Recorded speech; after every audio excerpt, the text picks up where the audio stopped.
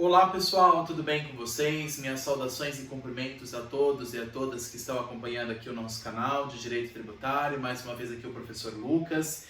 E vamos hoje, tratar do assunto que eu estava devendo para falar com vocês, que é a regra matriz de incidência tributária, onde nós nessa aula de hoje nós vamos tratar a respeito dos critérios de cada um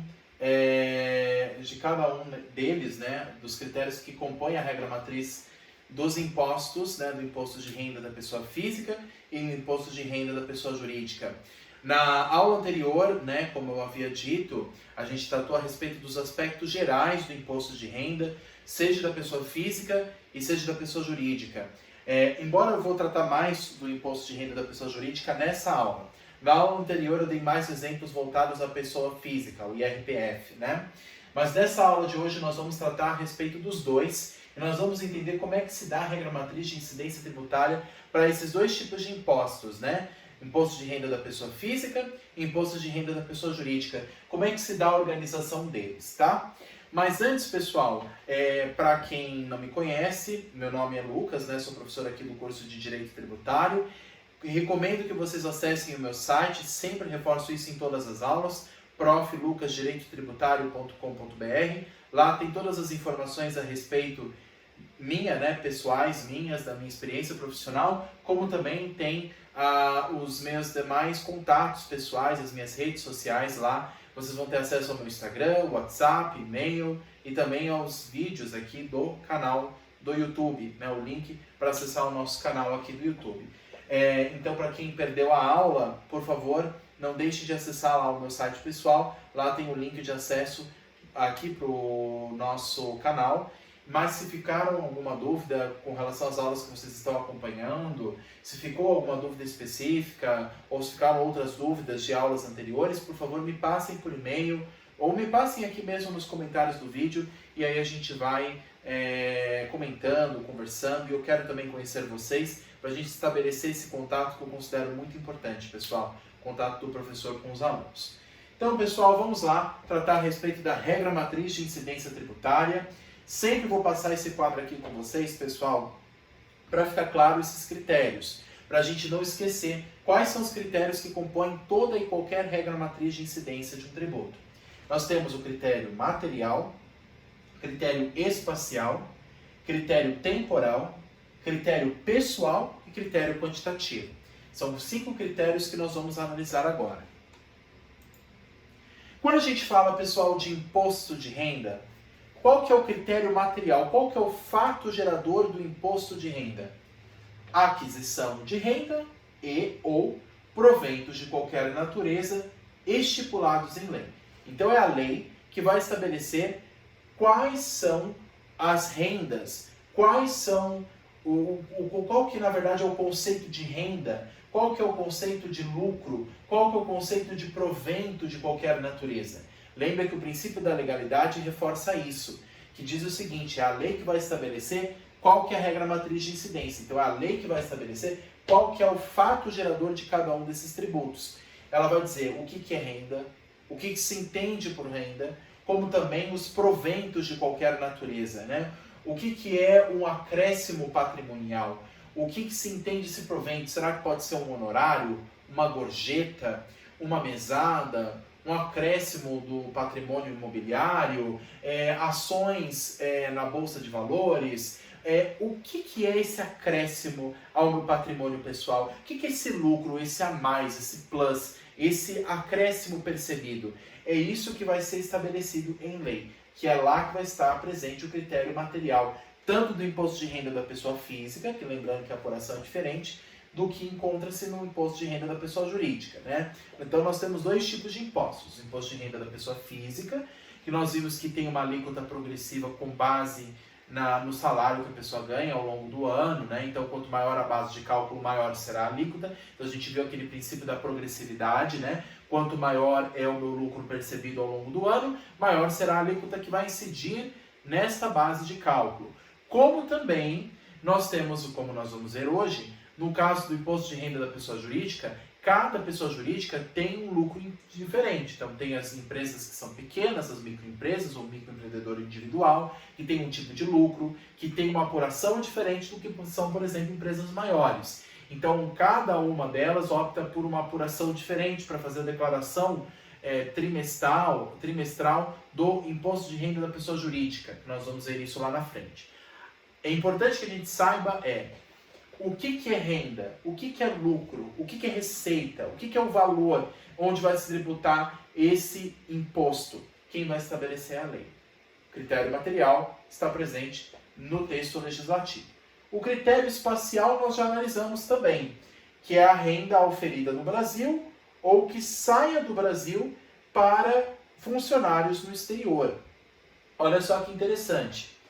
Nós falamos um exemplo que até falei no caso do imposto de renda da pessoa física. Mesmo que eu seja cidadão estrangeiro em território brasileiro, auferindo renda de uma empresa estrangeira que tenha filial aqui, então você tem o exemplo, eu sou um cidadão coreano e trabalho para uma empresa coreana que tem uma filial aqui no Brasil. Mesmo eu não sendo cidadão brasileiro, mesmo a empresa não tendo sede aqui no Brasil, se ela tem uma filial aqui no Brasil, se ela tem alguma coisa aqui no Brasil, se eu ofiro renda em território nacional, eu vou ser enquadrado nesse critério espacial. Estou em território brasileiro, ofiro renda, então eu tenho que declarar imposto de renda. Agora, mesmo que seja, por exemplo, um brasileiro que esteja fora do país, mas a empresa esteja sediada aqui no Brasil, por exemplo. Então vamos supor, eu sou, no caso, brasileiro, trabalho em Portugal, só que a sede da minha empresa fica aqui em São Paulo, aqui no Brasil. No caso, pelo critério espacial, mesmo que eu não esteja fisicamente em território nacional, mesmo que eu esteja fora do país, sendo cidadão brasileiro e a empresa estando sediada no Brasil, estando aqui no Brasil, se o valor, se o acréscimo sai daqui para ir em território estrangeiro, vai ter que ser declarado imposto de renda aqui. Então, a renda oferida no Brasil ou que saia do Brasil para funcionários no exterior, mesmo que sejam funcionários até mesmo estrangeiros. Se qualquer renda, qualquer percepção patrimonial, se sai do território nacional, tem que declarar imposto de renda e compete à Receita Federal do Brasil, que é o órgão fiscalizador, fazer essa averiguação, fazer a fiscalização, arrecadar o valor. É a Receita Federal que vai fazer todo esse procedimento de arrecadação dos valores a serem pagos em sede de imposto de renda, bem como a fiscalização dos documentos a serem prestados, a declaração do imposto de renda. Então, a Receita Federal que vai fazer essa fiscalização. Então, estando em território nacional, esse é o critério espacial. Estando em território nacional, se eu estou no Brasil e ofiro renda aqui no Brasil, mesmo sendo brasileiro, mesmo sendo estrangeiro, mesmo que a empresa seja estrangeira, mas tenha uma filial aqui no Brasil e o dinheiro entre em território nacional, ou seja uma empresa daqui, brasileira, que mande para fora, se houve alguma coisa aqui em território nacional, é suficiente para a tributação de imposto de renda. Critério espacial, que é o local onde se consuma o fato gerador. Qual que é o critério temporal? Quando que eu vou considerar para fazer a apuração do imposto de renda? Do imposto de renda da pessoa física a gente já viu, lembra? A obrigação começa a partir do início do ano base, no caso dia 1º de janeiro, mas termina no último dia desse ano, dia 31 de dezembro. Nós já analisamos isso quando estudamos imposto de renda da pessoa física na primeira aula. Lembra que eu faço a declaração em um ano, que é o que chamo de exercício financeiro. Aliás, não eu, a lei chama de exercício financeiro. Estamos em 2023. Faça a declaração em 2023. Mas eu tenho como base o ano de 2022, o ano anterior. O ano anterior é o que a gente chama, que a gente conhece pela lei de ano base. É a base onde eu vou ter a apuração dos valores percebidos, desde o dia 1º de janeiro até o dia 31 de dezembro. Independente de feriado, de final de semana, começa dia 1º de janeiro, termina dia 31 de dezembro. É nesse período que é feito toda a apuração, que é o que a gente chama de ano base. Mas a declaração só ocorre no ano seguinte, que é o exercício financeiro. A declaração é feita em 2023, tendo como base o ano de 2022. Esse é o imposto de renda da pessoa física. Então, o critério temporal do IRPF tem como referência o ano base. Já a declaração, né, no caso do imposto de renda da pessoa física, é feita apenas no ano seguinte, como eu falei para vocês, tendo como base o ano anterior. Mas nós vamos ver que no caso da pessoa jurídica, a declaração é diferente, a apuração é diferente. Quem é, por exemplo, optante, como nós vamos ver lá na frente, das empresas que são optantes pelo lucro presumido ou lucro real, a apuração é trimestral. Mas para aqueles que são optantes pelo Simples Nacional, a apuração também é anual. Então, no caso do microempreendedor, que a gente chama da famosa MEI, microempreendedor individual, ou empresas de pequeno porte, como nós vamos ver, empresas que têm até um limite de faturamento por ano, eles podem ser optantes pelo Simples Nacional, que é uma forma de apuração de todo o seu valor de receita oferido ao longo do ano. É quase como se fosse a declaração de imposto de renda da pessoa física, ele tem como base o ano inteiro. Desde o dia 1º de janeiro até o dia 31 de dezembro. A declaração é anual, no caso do Simples Nacional, como nós vamos ver aqui. Diferente dos outros tipos de apuração do lucro real presumido, que aí é diferente nesse caso das empresas de maior porte, de médio ou grande porte, tá? Mas essa é a regra da anterioridade, essa é a regra que se aplica ao imposto de renda da pessoa física. Esse é o critério temporal. Começa dia 1º de janeiro e se encerra no dia 31 de dezembro, que é o fim do ano base. Quem que é o sujeito ativo, pessoal, que vai fazer a apuração da obrigação de imposto de renda?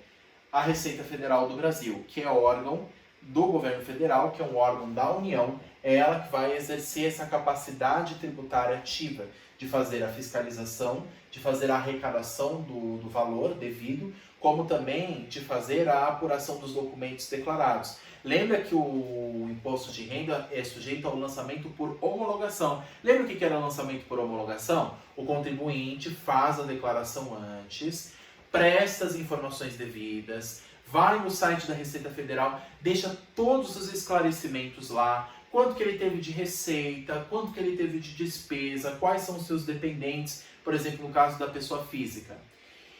Além dessas informações prestadas, ele vai fazer um cálculo com base em todo o seu rendimento ao longo do ano. E esse cálculo feito, ele também vai ter que declarar e vai ter que apresentar à Receita Federal. Feito essa declaração, apresentado este cálculo, a Receita Federal vai receber o cálculo que ele fez, os documentos apresentados e o valor pago. O valor que ele vai pagar com base naquele valor que ele chegou no cálculo dele, né? Então, a Receita Federal, verificando todas essas obrigações, ela vai homologar, ela vai carimbar, ela vai aprovar aquilo que o contribuinte fez antes. Isso é lançamento por homologação.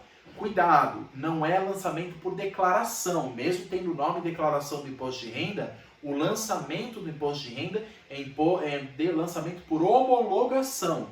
Não há lançamento de declaração aqui. Mesmo tendo o nome declaração do imposto de renda, que é aquele documento que a gente acaba escrevendo, né, no site da Receita Federal, aquela declaração ali não tem nada a ver do lançamento, tá, gente? O lançamento, como nós vemos, é um ato administrativo que vai lançar aquela obrigação, que vai criar aquela obrigação, dar materialidade a ela. Quem vai fazer, então, a fiscalização de todas essas obrigações acessórias, de prestar documentos, informações, os documentos, e bem como a arrecadação do valor, é a Receita Federal do Brasil. E o sujeito passivo, nós temos a pessoa física, desde que ela encaixe-se aqueles critérios que a gente viu, né, desde que ela ganhe até um determinado valor, né, no caso a pessoa física, e nós temos também a pessoa jurídica, né?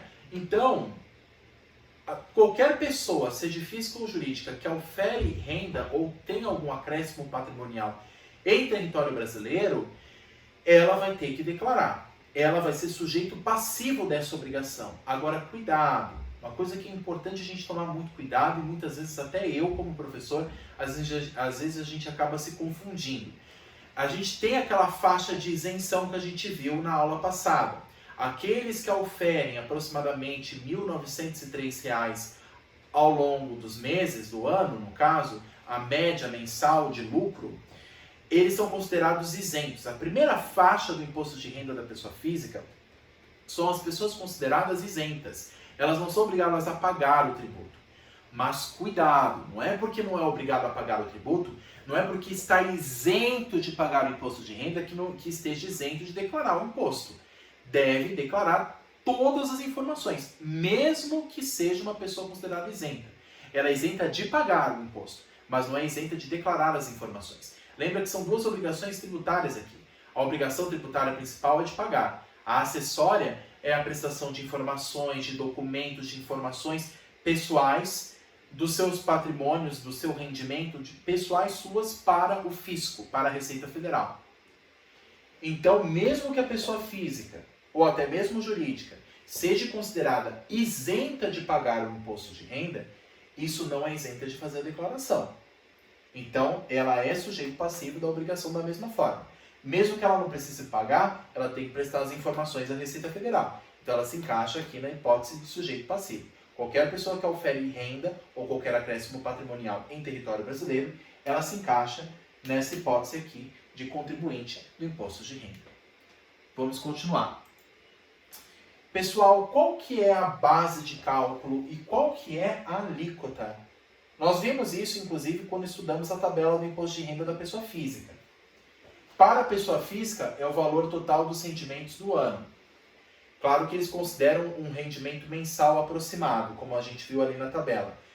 Tem um aproximado mensal de R$ 1.903 por mês que você ganha, então você fica isento. Aqueles que ganham acima disso, aí vai aumentando a alíquota. Quanto maior o valor que eu ganho, quanto maior a minha base de cálculo, maior será a alíquota. Lembra do princípio da progressividade. Quanto maior a minha base de cálculo, quanto maior o valor a ser apurado, não só com base na receita, mas qualquer acréscimo patrimonial, maior será a alíquota que vai incidir nessa base de cálculo. Por isso que aqui aplica-se o princípio da progressividade. Agora, para a pessoa jurídica, a depender do porte da empresa, pode-se adotar o lucro, que nós vamos ver agora, que é o lucro real, lucro presumido ou simples nacional. O simples nacional é o sistema mais, como o próprio nome já diz, mais simples, menos complexo, menos burocrático de prestar as informações. Já o lucro presumido e o lucro real são os sistemas mais complexos de apuração tributária, em virtude da natureza da empresa. Quanto maior a empresa, quanto maior o seu faturamento, quanto maior a sua receita, inclusive quanto maior o número de seus funcionários, ela tem que optar por esses tipos de apuração. Agora, se nós estamos falando de uma empresa simples, pequena, com poucos funcionários, ou que seja um microempreendedor individual, o famoso MEI, aí nesse caso, ele declara com base no Simples Nacional, que é o sistema mais simplificado, mais objetivo de declaração, que a apuração é feita anualmente, no caso do Simples Nacional, tá? E a alíquota é uma só. Agora, no lucro real e no lucro presumido, é diferente. Aí a apuração é trimestral. A cada 3 meses é feita essa declaração e essa apuração do imposto. Vamos continuar. Pessoal, eu falei para vocês então a base de cálculo no caso do imposto de renda da pessoa jurídica. Lembra que a gente já estudou no imposto de renda da pessoa física na primeira aula, nós vimos a tabela, ali mais ou menos para termos uma noção, tá? Agora, existe no caso a pessoa jurídica e como é que é feita a apuração? A mais simples é o Simples Nacional. Atende a microempresa, MEI e empresas de pequeno porte. O recolhimento de uma única guia, que é o documento de arrecadação, que a gente chama de DAS. Esse documento de arrecadação, ele se chama DAS, é assim mesmo que se fala. Esse documento, ele é prestado no site da Receita. O microempreendedor, no caso, ele é feito uma apuração anual. É como se fosse uma declaração de pessoa física. E quais são as empresas consideradas pequenas, de pequeno porte, que podem optar pelo Simples Nacional? Desde que tenham um faturamento anual, limite de 4,8 milhões de reais. As empresas, no caso de microempresas ou pequenas empresas de pequeno porte, para que elas sejam classificadas assim e possam optar por esse sistema do chamado Simples Nacional, elas têm que ter um faturamento, no caso líquido anual, até 4,8 milhões de reais. Se passar disso, aí tem que optar ou pelo lucro presumido ou real. Mas o limite, o teto é 4,8 milhões anual. Se ela ganhar até isso, ela pode optar pelo Simples Nacional, que, como eu falei, é um sistema mais simplificado, não tem tantas informações que você precisa prestar à Receita. Mas por que é um sistema mais simplificado? Lembra, pessoal, que o microempreendedor, Por ele ser um empreendedor mais vulnerável, com menos potencial econômico, a Constituição ela justamente serve para favorecer esses microempreendedores e empresas pequenas, para que elas consigam ter mais facilidade no exercício de suas atividades econômicas. Isso tem como base, inclusive, vários princípios da Constituição, da livre concorrência, do livre mercado, de garantir a proteção para esses microempreendedores, microempresas que a Constituição, inclusive, já estabelece quando ela trata a respeito da ordem econômica. Tratar desigualmente os desiguais na medida de suas desigualdades. Não sei se vocês já ouviram falar disso no direito constitucional. Isso também se aplica aqui ao direito tributário. Então, se a empresa ela tem um porte menor, ela tem um potencial menor de lucro, é claro que é interesse do Estado que essa empresa cresça, que essa empresa ganhe lucro. Então, para facilitar a vida dela, para facilitar a vida do microempreendedor, eles deixam que eles declarem num sistema mais simples, menos burocrático, mais rápido, mais objetivo, que é o chamado Simples Nacional, que inclusive tem apenas uma única alíquota que se aplica sobre todo o rendimento anual. Só que tem um limite, como eu falei aqui. Se a empresa ela ganha acima de 4,8 milhões mensais de reais, se ela ganha acima disso, ela não pode optar pelo Simples, mas do contrário, é feita essa apuração anual para estimular essas empresas, esses microempreendedores. Agora, quando a gente fala em lucro presumido, nós já até falamos o nome, presumido. É feita uma apuração presumida desse lucro da empresa. E quais são as pessoas jurídicas que se encaixam nesse caso? Empresas com faturamento de até 78 milhões de reais anuais. Então, de 4,8 até 78 milhões de reais anuais, podem optar pelo lucro presumido. O imposto de renda da pessoa jurídica, o IRPJ, é recolhido trimestralmente, tendo como base a alíquota proporcional à receita. É claro que a lei que vai estabelecer esse tipo de alíquota, com base no lucro presumido declarado da empresa, e há uma tabela fixa, como eu falei para vocês, de presunção de receita, que é o lucro presumido, estipulado pela lei. Ou seja, as empresas que têm um faturamento de até entre 4,8 até 78 milhões de reais, as empresas que se encaixam nesse limite de lucro, de receita anual, elas podem optar pelo sistema do lucro presumido. O lucro presumido é um sistema mais complexo que o Simples Nacional, mas não tão complexo quanto o lucro real. Então, eles fazem um lucro presumido, ou seja, eles fazem um balanço presumido, eles fazem uma apuração aproximada de quanto que a empresa ganha naquele trimestre, né? Então, ele não precisa dizer o valor exato, ele diz um valor aproximado, presumido, e elas podem optar por esse sistema. Agora, o lucro real, não. O lucro real, nós vamos ver que a empresa tem que declarar o real, o exato valor que ela ganha anualmente, que ela ganha, no caso, trimestralmente, em cada operação, em cada receita, em cada faturamento. É diferente do presumido. O presumido, ele dá um balanço geral, ele faz uma apuração generalizada para, com base nela, se aplicar a alíquota, né? Para, com base nela, apresentar as informações ao fisco. E só podem fazer isso empresas com faturamento de até 78 milhões. Então, empresas de pequeno para médio porte, vamos dizer assim. E o lucro real, como eu falei para vocês, é o sistema mais complexo de apuração. Trata-se de um regime de tributação mais complexo, mas que é obrigatório para as empresas com faturamento superior a 78 milhões de reais ao ano. Empresas de médio a grande porte. Essas empresas que têm um faturamento de 78 milhões ao ano, elas devem declarar com base no lucro real. Empresas geralmente do setor financeiro e de factoring. Então, empresas como, no caso, bancos, claro que têm um faturamento muito superior a 78 milhões por ano. Então, essas empresas, existe um setor específico que a própria lei estabelece, dentre elas o setor financeiro, é que se encaixam a esse tipo de apuração. E aí, com base somente no lucro real, que elas podem fazer a sua apuração tributária. Apura-se o lucro efetivo dentro do período de apuração. Então, o lucro efetivo, não é o lucro presumido. O lucro real é o real, o verdadeiro, o que está documentado, o que está nos documentos da nota, né, no caso emitida, a nota fiscal emitida pela empresa. Então, o lucro real é, de fato, o quanto que ela teve de faturamento naquele trimestre. O presumido não. O presumido é um aproximado. E a alíquota será progressiva conforme a receita. Lembra que o princípio da progressividade acompanha também o lucro real. Quanto maior o faturamento, maior será a alíquota a ser aplicada. No caso da declaração do imposto de renda, pessoal, o IRPF, como eu falei, a gente faz a chamada declaração que é o DIRPIF, que é a declaração individual da receita da pessoa física. Esse é um documento que eu presto no site da Receita, uma declaração anual. Agora, como eu falei para vocês, no caso do IRPJ, diferente do IRPF, nós temos o Simples Nacional, que é feito uma vez pelo DAS, só que o lucro presumido e o lucro real é uma declaração e um recolhimento trimestral.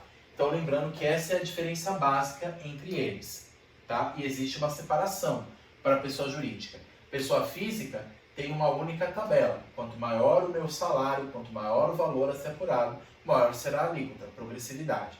Agora, o imposto de renda da pessoa jurídica, as apurações são diferentes. De 4,8 milhões, no caso até 4,8 milhões de reais de apuração anual, eu faço a declaração do Simples Nacional. Agora, de 4,8 milhões até 78 milhões, lucro presumido. E de 78 milhões para frente, lucro real, tá? O lucro presumido e real é feito uma apuração trimestral a cada 3 meses e, no caso Simples Nacional, é feita apenas uma única apuração anual. Tudo bem? Pelo DAS, que é o documento de arrecadação do Simples. Pessoal, muito obrigado pela atenção de todos. Foi uma aula mais breve essa, mas eu acho que com a outra ia ficar muito extensa, por isso que eu fiz em 2 blocos. Se tiverem alguma dúvida, coloquem aqui no site, né? Lá tem o meu contato, inclusive o meu e-mail, proflucasdireitotributário.com.br. Não deixem de acessar, não deixem de curtir os nossos vídeos, tudo bem? Pessoal, uma coisa que eu quero falar aqui que eu acho importante para a gente finalizar esse bloco aqui, para a gente passar para os próximos, nós estamos aqui focando basicamente na regra matriz de incidência de cada um dos tributos. É claro que o que eu estou passando aqui tem muito mais informações, mas aí essas informações são mais referentes à questão da contabilidade, da parte que envolve a questão fiscal propriamente do imposto de renda. O objetivo aqui não é tratar especificamente dos aspectos contábeis. Nosso objetivo aqui é estudar os aspectos que vão cair para vocês na prova, tanto para aqueles que estão na faculdade, quanto para aqueles que estão na OAB, para a primeira e segunda fase. Então, na primeira e segunda fase em tributário, eles não vão perguntar questões técnicas contábeis de apuração do imposto de renda, tá? Mas questões legais, questões básicas que a gente precisa ter com base na regra matriz de incidência, que é o que nós estamos estudando aqui. Então, por isso que eu estou falando com vocês a classificação, a regra matriz de cada um dos impostos, para que a gente possa prosseguir a próximos temas do direito tributário, tá? Então, o foco aqui não é falar de todos os aspectos de apuração do imposto de renda, e sim focar naquilo que é o mais importante para vocês na hora da prova, tá bom? Muito obrigado a todos, pessoal, e fico no aguardo aí das sugestões de vocês. Se quiserem mandar também sugestões de como melhorar os vídeos e como melhorar o conteúdo, por favor, passem aqui, que aí eu vou também escutar vocês e quero ter essa interação para transformar o canal e torná-lo cada vez melhor, torná-lo cada vez mais dinâmico e didático para vocês, tá bom? Muito obrigado a todos, pessoal, e até a próxima!